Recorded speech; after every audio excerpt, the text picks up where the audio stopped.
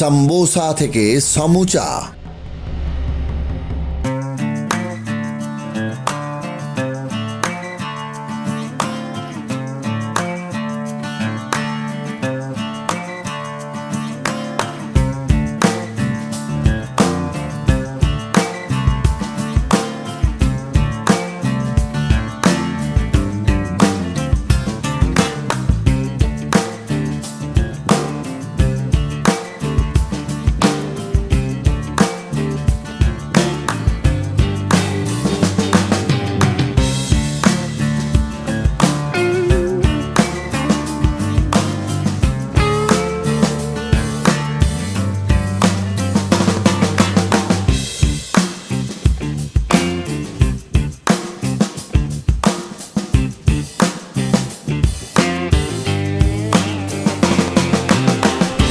সাম্বোসা বা সমুচা প্রায় 10 শতকের আগে মধ্যপ্রাচ্য ও মধ্য এশিয়ায় ভারত, বাংলাদেশ ও পাকিস্তানে জনপ্রিয়তা পায়। সমুচার প্রাচীন নাম ছিল সাম্বোসা, যা পরবর্তীতে বণিকদের মাধ্যমে পরিচিতি পায়।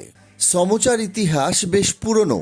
বিভিন্ন অঞ্চলের স্থানীয় স্বাদ অনুযায়ী আলু, পেঁয়াজ, মাংস বা সবজি দিয়ে তৈরি হতে শুরু করে সমুচা, যা এখন দক্ষিণ এশিয়ার একটি অতি পরিচিত ভাজা নাস্তা। সমুচা ময়দার তৈরি 3 কোনা খোলসের ভেতরে মশলাদার আলুর পুর বা ডিম ভেজে ভর্তি করা হয়। এটি বিকেলের স্ন্যাক্স বা বিভিন্ন সময়ের নাস্তার জন্য খুব পরিচিত। এটি বাংলাদেশ, ভারত, পাকিস্তান সহ বিভিন্ন দেশে জনপ্রিয়, যেখানে পেঁয়াজু, বেগুনি ইত্যাদির সাথে এটি পাওয়া যায়।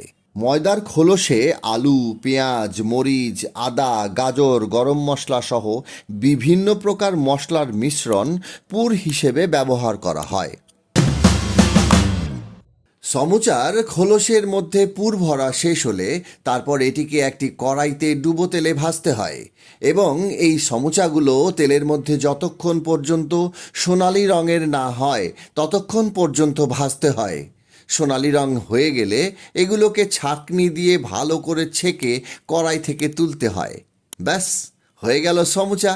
আমাদের দেশে বিকেলের নাস্তায়, চায়ের সাথে বা ইফতারিতে এই সমুচার ব্যাপক প্রচলন রয়েছে।